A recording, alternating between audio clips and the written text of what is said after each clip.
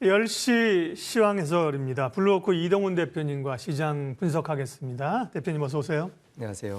오늘 주제는 연말 랠리, 파월의 발언은 이제 우리 새벽에 이제 나왔는데요. 그에 따른 통화정책 방향과 함께 12월 장을 어떻게 대응할 것인가 얘기하겠습니다. 네, 오늘 첫날 흐름이 아주 강하게 나옵니다. 기대를 또 좀 낮추니까 주가는 오릅니다. 2,500장 중에 터치했었는데요. 먼저 11월 움직임을 보면 12월의 그림을 조금 유추해 볼 수 있다, 이렇게 원고를 주셨는데 그게 어떤 의미인가요? 사실 11월 증시가 상당히 결과적으로는 좋았습니다. 네. 왜냐하면 이제 코스피 지수가 7% 넘게 월 올랐는데 이게 이제 2020년 12월 이후에 가장 많이 올라간 거였거든요. 월간 상승률요? 예, 그리고 특히 이제 달러 지수, 그러니까 원달러 환율이 빠졌기 때문에 우리가 달러 차트로도 봐야 되는데 16%가 올랐습니다. 네. 근데 이게 10년 이내에 10년 동안 통계를 쭉 놓고 봤을 때 두 번째로 많이 오른 거였습니다. 그러니까 예전에 이제 2020년 12월인가 그때 17%대 올라간 적 이후에 가장 많이 올라갔던 그런 상승폭이었거든요. 그래서 11월 전체적으로 이제 좋았는데 다만 이제 초반하고 후반하고 좀 끊어서 보면, 그러니까 초반은 시장을 이제 강하게 이끌었던 어떤 이슈가 좀 분명히 있었죠. 그러니까 미국의 긴축 속도 조절될 것 같다. 네. CPI 공개 CPI 이후에. 나오면서 그래서 올랐었죠. 예. 그런 기대감이 있었고 또 이제 중국의 방역이 완화될 것 같다라는 루머부터 네. 시작해서 그게 이제 사실 확인이 됐는데 이게 이제 중반 넘어가면서부터 연준 인사들이 다시 이제 강한 어떤 발언을 하고 중국의 방역이 확진자가 저렇게 증가되는데 과연 완화될 수 있을까 이런 의구심이 제기가 되면서 이제 외국인들 매매 규모도 좀 축소가 되고 이런 형태를 보였고요. 특히 이제 수급이 좀 독특했는데 외국인 투자들이 중반까지는 좀 강하게 매수했다가 중반 넘어가면서부터 이제 매수 매도가 좀 반복됐거든요. 근데 이게 이제 혹시라도 워런 버핏이 대만의 TSMC를 매수했다든가 미중 정상회담 이후에 중국에 대한 시각이 달라져서 다시 또 중국으로 외국인들이 넘어가는 거 아닌가, 또 이런 어떤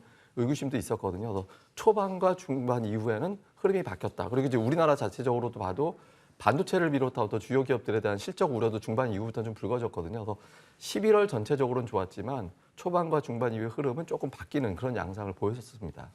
그러면 11월에서 유추하는 12월의 흐름들도 비슷한 양상으로 지금 초반에 기대감들로 올랐다가 후반으로 가면서 좀 주춤할 가능성이 있다는 의미인가요? 그런데 이제 네. 11월 끌어올렸던 동력이 다시 살아났거든요. 그러니까 이제 11월 초반 중반까지는 이제 중국과 미국의 어떤 재료 가지고 네. 올라왔는데 블러드로 대표되는 어떤 매파론자들이 이야기했던 거를 이제 파월이 그 정도까지는 아니야. 이런 식으로 어떤 메시지를 줬다라고 생각을 하거든요. 그래서 11월의 어떤 흐름에서 좀 안 좋았던. 그러니까 우리가 보면 호재로 올라왔던 게 아니라 악재가 나오고 악재가 완화되고 이런 과정 때문에 올라왔는데 다시 또 악재가 완화되는 국면으로 갔기 때문에 시장은 조금 더 이제 11월 후반부보다는 조금 양호한 흐름이 나올 가능성은 있어 보입니다.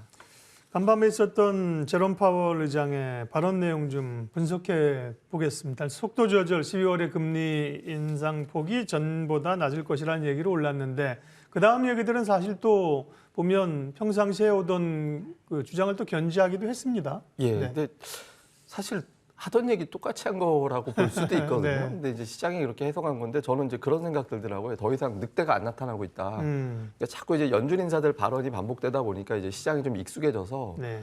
아주 새로운 게 아니라면 이제 시장에서 더 놀라지는 않는 그런 단계가 된 것도 아닌가 싶기도 하고요. 그러니까 실제로 이제 파월 의장의 발언이 살짝 톤이 좀 다운된 측면도 있습니다. 그러니까 보면 큰 줄거리로 볼 때 이제 금리 인상 속도 조절하는 걸 사실상 거의 공식화한 거죠. 네. 지금으로서는 이제 0.75 인상은 지난달이 마지막으로 이제 거의 공식화된 걸로 보여지고, 그 다음에 이제 또 하나 시장에서 주목했던 거는 시장에 대한 어떤 경제에 대한 어떤 부분들, 그러니까 경기 침체에 대한 어떤 메시지가 어떻게 나올 거냐라는 것도 좀 주목을 해서 봤는데 경기 침체로 갈 것 같다라는 느낌, 뉘앙스가 좀 강했었거든요. 이전까지는. 근데 그렇죠. 이번 같은 경우는 이제 연착륙의 길이 좁아지긴 했지만 갈 수도 있을 것 같다, 가능도 할 것 같다라는 식으로 해서 약간 이제 연착륙의 가능성을 이전보다는 조금 더 높이는 그런 취지로 이야기를 했고요. 그다음에 이제 또 하나 시장에서 주목했던 거는 연준이 경기 침체를 일부러 유발하려고 세게 올리지는 않을 거야, 또 이런 이야기를 했거든요. 근데 그 전 단계 파월이 얘기하는 거는 경기 침체 초래하더라도 강하게 긴축하는 게 맞아, 이런 식으로 발언을 했었는데 지금은 이거보다는 조금 한 발 물러선 게 아닌가. 그래서 파월 의장의 발언이 똑같아 보이지만 그 안에 잘 살펴봤을 때는 이제 좀 톤 다운 된 것 같다. 그러니까 이거는 둘 중에 하나일 겁니다. 하나는 네. 경기 침체를 정말 걱정해서일 수도 있고, 또 하나는 물가가 잡혔다, 어느 정도. 그러니까 잡혀서 긍정적으로 조금은 유연하게 봐도 되겠다라는 식으로 열어놨을 수도 있거든요. 그래서 어쨌든 이 부분에 대해서 이제 시장의 평가는 이제 긍정적으로 봤고요. 근데 이제 좀 불안정한 이야기도 있었죠. 예를 들면 금리 인하 생각은 없다라고 얘기를 했기 때문에 시장에서는 내년도 6월까지는 금리가 올라가는데 뭐 금리 인상 확률을 보면 내년도 하반기에는 한 번 정도는 내려갈 것 같다라는 식의 어떤 기대가 있었는데 이제 파월 의장은 그거에 대해서는 이제 단호하게 아니라고 이제 끊었고 그래서 지금은 0.5% 올라간 건 확실해 보이고 네. 내년도 상황은 내년도 봐야 될 것 같다. 근데 이제 어쨌든 0.75 가능성 낮아지고 아주 강하게 올라갈 것 같진 않다라는 점에서 좀 안도한 것 같습니다. 경로는 바뀐 건 없습니다, 사실. 근데 이제 제롬 파월 의장이 이번에도 뭐 아직 환호할 때 아니다, 물가 엄청 높다, 뭐 이런 얘기를 할 줄 알았는데 속도 조절하는 얘기를 딱 해주니까 예. 거기서 반응한 거고요. 12월 FOMC에서는 0.5%포인트, 50bp, 뭐 거의 기정사실이고요. 내년에 한 차례, 두 차례 정도 50, 25 아니면 25에서 5.0이나 5.25 이 정도가 컨센인 것 같습니다. 지금 현재 터미널 금리라고 우리가 보통 네. 표현하는 이제 최종 금리를 4.6으로 얘기하잖아요. 그러니까 네. 4.5에서 4.75인데 이제 파월이 그것보다 높을 거야라고 얘기했죠. 이번에도 다시 한번 확인해 줬네요. 예, 어제도. 그러면 결과적으로 5% 플러스 마이너스로 보여지거든요. 근데 이미 시장에서는 5%를 지금 받아들이고 있었던 그렇죠. 상황이기 때문에 예. 그래서 이제 이 정도라면 뭐 지금 예를 들어서 블러드가 얘기했던 뭐 7% 이렇게까지는 아니다라는 네. 거고. 근데 저는 지난번에도 말씀드렸지만 개인적으로는 요번에 올리고 내년도에 금리가 안 올라가거나 한 번 정도 올리고 끝날 거로 저도 아직은 보고 있거든요. 그래서 생각했던 것보다 연준이 아주 세게 가지는 않을 것 같다. 그리고 만약에 이제 그게 뭐 잠시 또 얘기할 수도 있겠지만 네. 뭐 경제 지표가 이걸 뒷받침해 준다라면 시장은 조금 더 안도할 가능성은 있어 보입니다. 미국도 금리를 더 이상 제약 금리라고 올리게 되면 여러 시스템의 문제가 있을 수 있거든요. 그게 이제 힘에 겨운 거죠.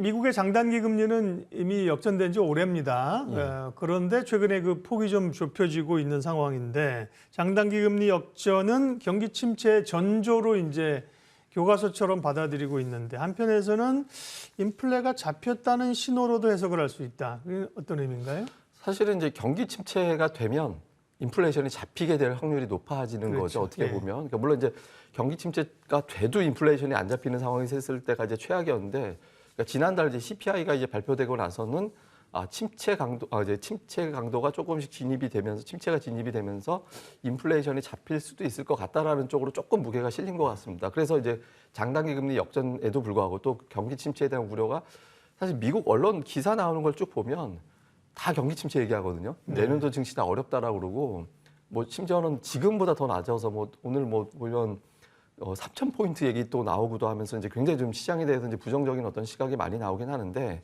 근데 어쨌든 지금은 경기 침체에 대해서는 이제 대부분 다 이제 받아들이는 단계인데 문제는 이제 기간과 폭이 어느 정도 될 거냐라는 부분이죠. 근데 최근 들어서 어떤 분위기는 경기 침체의 강도를 그리고 폭과 기간을 결정하는 건 결국에 이제 긴축, 그러니까 연준의 어떤 긴축 강도가 어떻게 될 거냐라는 거에 달려 있는데 만약에 5% 전후에서 인상이 멈추게 된다라면 침체 강도라든가 이런 것들이 생각보다 세지 않을 수도 있을 것 같다. 오늘 뭐 야데니 같은 데서도 분석하는 걸 보면 내년도에 그렇게까지 나쁘지는 않을 것 같다. 물론 좋지도 않아서 강세장도 없겠지만 그렇게까지 침체가 셀 것 같지도 않다. 이렇게 이제 약간 중립적으로 바뀌기 시작하는 것도 나오고 있거든요. 그래서 이런 부분들을 감안해 볼 때 네. 지금 장단기 금리차 역전에 따라 또 부작용보다는 침체에 따라서 그리고 침체 강도가 생각보다 크지 않을 것 같고 인플레이션은 정점은 친 것 같다라는 쪽으로 조금씩 해석은 이동하는 것 같습니다. 네.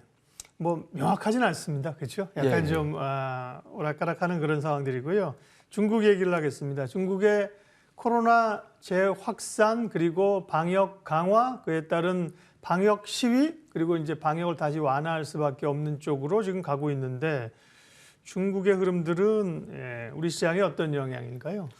사실은 좀 불확실성이 새로 생기는 거 아닌가 걱정했던 요소 중에 네. 하나였죠. 왜냐하면 이게 단지 뭐 중국의 소비 활동이 위축된다라는 거에 그치는 게 아니라 뭐 대표적으로 이제 애플 아이폰 공장에 네. 노동자 2만 명이 이탈했다더라 이렇게 된 게 상징적인 의미였거든요. 이게 이제 어떻게 보면 사실상 이제 공급망을 다시 훼손할 수도 있을 것 같다라는 네. 식으로 이제 우려가 됐던 부분이기 때문에 여기에 대한 어떤 문제가 불거졌을 때 이제 시장에서는 좀 걱정거리가 커질 수 있다라는 거였거든요. 근데 다행히 최근에 증가세가 조금 주춤하는 이제 그런 모습이 좀 나오고 있고 또 이제 시위가 벌어져서 그런지 모르겠지만 어쨌든 당국에서도 공격적인 어떤 방역 대책을 마련하고 있지는 않거든요. 어제 같은 경우 뭐 상하이인가요? 거기서 이 최근에 아파트 하나가 이제 만약에 확진자가 나오면 주변까지 다 봉쇄하는 식으로 갔었는데 주변은 봉쇄하지 않는다. 뭐 그런 이야기 나오고 있고 무분별한 어떤 PCR 검사를 하지 않겠다. 뭐 이런 식의 어떤 메시지가 나와서 방역이 정점을 쳤다. 그러니까 피크를 쳤다라는 식의 어떤 해석이 나오고 있거든요. 그래서 그러니까 이런 부분들은 주식시장에는 좀 우호적이 될 수 있죠. 그러니까 특히 이제 지난 주말에 지급 준비를 인하했잖아요. 그때 그렇죠. 예.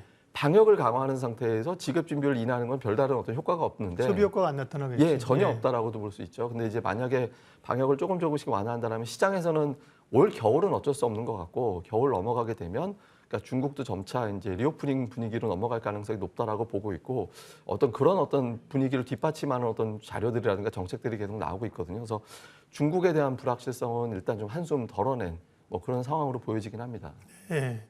기업별로는 오히려 이제 좀 긍정적인 모멘텀이 있을 수 있는 거죠, 그렇죠? 예, 아무래도 네. 이제 중국 관련 소비주들이 그러니까요. 그러니까 중국에서도 그렇고 우리나라에서도 그렇고 올라가고 또 중국이 최근에 이제 부동산 주들이 상당히 강하게 올라갔거든요. 부동산 규제도 좀 완화했잖아요. 예, 그러니까 이제 저거는 전부 다 보면 네. 중국의 어떤 경기를 부양하겠다, 살려내겠다 의지가 있다라고 봐야 되고, 근데 그 살려내겠다는 의지가 있다라는 거는 방역을 강화한다라면 나오기 어려운 거거든요. 네. 그래서 이런 부분들도 고려해야 될 것 같습니다. 사실은 막 초기의 움직임들이 이거 뭐 제2의 천안문 사태로 가는 것 아니야? 조심스럽지만 그런 생각도 살짝 해봤는데 이제 그렇게 못 가는 이유가 사실은 뭐 아파트 단지에서 나와서 이렇게 시위하는 저 같은 아저씨나 이런 사람들은 며칠 하다 말고 이러면 들어가는데 학생들이 중요하다는 거거든요. 그죠? 예, 대학에서 시위를 하고 백지를 들고 하는데 중국 정부가 거기 손을 못 대거든요. 그죠? 예. 거기 손을 대게 되면 사실은 크게 번질 수 있어서 그런 거로 보면 소위 뭐 그런 그 내부 혼란으로 가지는 않는 것 같습니다. 다행스럽고요. 12월 얘기했으니까 12월에 이제 주요 지표나 이벤트나 뭘 봐야 됩니까? 이제 두 가지가 중요하겠죠. 그러니까 이번 주에 당장 이제 고용지표 나올 거고, 네. 그러니까 고용지표 예상은 지금 실업률 3.7%에 그리고 이제 비농업 일자리 20만 명 정도 예상하는데 어제 ADP 민간 고용이 13만 명이 안 나왔거든요. 그러게요. 네. 예상치가 20만 명이었는데 13만 명이 안 나와서 이번에 이제 비농업 일자리도 예상치보다 낮게 나올 가능성이 있다. 그러면 이제 시간당 임금 상승률이라든가 이런 것들이 이제 떨어지게 될 가능성이 있고, 그래서 이제 인플레이션이 좀 또 피크 칠 수 있는 일종의 신호, 정책을 조금 유연하게 해도 되는 신호가 되지 않을까라고 이제 판단될 수 있기 때문에 20만 명 밑으로 숫자가 나오는지 실업률도 실업률이지만 그러니까 이 수치가 중요하다라고 봐야 될 것 같고요. 이제 더 중요한 건 이제 13일. 저는 이제 13일이 하나의 중요한 어떤 변곡점이라고 보고 그 전까지는 의미 있는 방향이 나오긴 좀 어렵다라고 보는데 이게 CPI가 나오게 될 텐데요. 지금 CPI가 10월이 7.7 근원이 이제 6.3 정도 나왔는데 이거보다 좀 더 확 떨어지는 그런 숫자가 나온다라면 지난달 한 번 수치가 오늘 파월도 그런 얘기했잖아요. 한 번의 수치 가지고는 우리가 알 수 없다라고 얘기를 했는데 이 한 번의 수치가 두 번의 수치가 되면 더욱더 신뢰할 수 있게 되고 특히 전월비가 중요합니다. 그러니까 전월비가 0.4, 0.3 이렇게 나왔는데 만약에 이번에 또 0.3 전으로 나오게 되면 0.3은 곱하기 12하면 연간으로는 3.6이라는 숫자로 인식을 하게 되거든요. 그러니까 전달하고 비교해 볼 때 이게 0.3 정도 증가되는 게 고정이 되는구나라고 하면 내년도 CPI는 3%대, 4%대까지 나올 수도 있겠다. 이런 식으로 이제 물론 그거보다는 높게 나올 수 있겠지만 그런 식으로 해석될 수 있어서 이 부분에 대해서는 이제 좀 가장 중요합니다. 그래서 저는 이번 달에 뭐 다른 지표 다 필요 없고 만약에 하나만 봐야 된다 한다면 13일에 발표될 CPI, 그러니까 이 지표가 가장 중요하다라고 봐야겠습니다. 네, 맞는 말, 정확한 말씀이시네요. 왜냐하면 FOMC도 중요하지만 FOMC는 사실 어느 정도 결과치가 나온 거 아닙니까? 예. 11월 CPI가 상당히 낮게 나온다고 해서 금리를 뭐 25bp로 가지는 않을 거고, 그죠? 조금 높다고 해서 75로 가지도 않을 거기 때문에 결국은 이번 주말에 발표되는 고용, 더 중요한 거는 10월 소비자 물가 지수가 상당히 변곡점이 되겠네요. 12월 전략을 그러면 어떻게 해야 될지 좀 알려주세요. 관심 섹터 종목까지. 최근에 아시아 증시에 대한 시각이 바뀐 걸 우리가 주목을 해볼 필요가 있거든요. 그러니까 지금 아시아 태평양 지수를 아까 보시면 보여주셨던 그림 한번 보여주세요. 예, 그걸 보시면 어제 블룸버그에 나왔던 기사인데 저게 차트보면 90년대 이후에 가장 많이 올랐어요. 지난달에 네, 많이 올랐고 저걸 이제 주도한 거는 물론 이제 홍콩이라든가 이런 이제 증시가 많이 올랐는데 아태 지역 지수들의 합인가요? 예, 저게? 아시아 태평양 그 지수입니다. 그러니까 MSCI 아시아 태평양 네. 지수인데 저 기사 보도 나오면서 하단에 뭐가 나오냐면 골드만삭스에서 내년도에 한국과 중국을 주목해야 된다, 그러니까 매수해야 된다 이런 식의 어떤 내용이 나왔고 그 근거로는 중국의 방역 완화, 연준의 어떤 속도 조절이라든가 대만과 중국과의 긴장 관계가 완화될 가능성 때문에 리스크 요인이 줄어들었다 이렇게 이제 보면서 이제 거기에 중국이 또 소비가 살아나면 자연스럽게 우리도 좀 살아나게 되는 그런 형태가 되는 거죠. 그래서 그리고 우리가 3년 동안에 12월에 전부 다 올랐었거든요. 올해 들어서. 근데 올해 만약에 지금 올해 12월에 지금 외국인 투자들이 오늘 일단 매수를 출발하고 있는데 외국인들이 매수를 한다면 12월은 전통적으로 이제 금융투자가 어쨌든 매수를 하잖아요. 그러니까 배당 관련된 매수가 들어오기 때문에 어쨌든 금융투자가 매수로 들어올 가능성이 높아서 수급이 안정이 된다라면 적어도 이제 터무니없이 빠지진 않는 그런 흐름이 나올 가능성이 높거든요. 근데 다만 지금 예탁금이 너무 적습니다. 그러니까 예탁금이 올해 들어 내내 계속 줄어들고 있는 추세이기 때문에 지수가 좋다 하더라도 외국인 기관 매수하는 일부 종목들 외에는 다른 종목들은 특정 종목에 몰려다니는 것 이상 광범위하게 올라가기는 좀 어렵거든요. 그래서 차별화 장세 형태가 아주 강하게 이제 만들어질 가능성이 높아서 12월에 증시 지수 자체는 그렇게 나쁘진 않겠지만 종목별로는 좀 차별화 장세를 좀 각오를 해야 되는 그런 형태를 좀 준비를 하는 게 좋을 것 같습니다. 11월에도 대형주가 한번 끌어올렸다가 이후에 이제 중소형주가 좀 배턴을 받았단 말이에요. 예. 그러면은 이제 어떤 섹터 관심 가져야 됩니까? 네.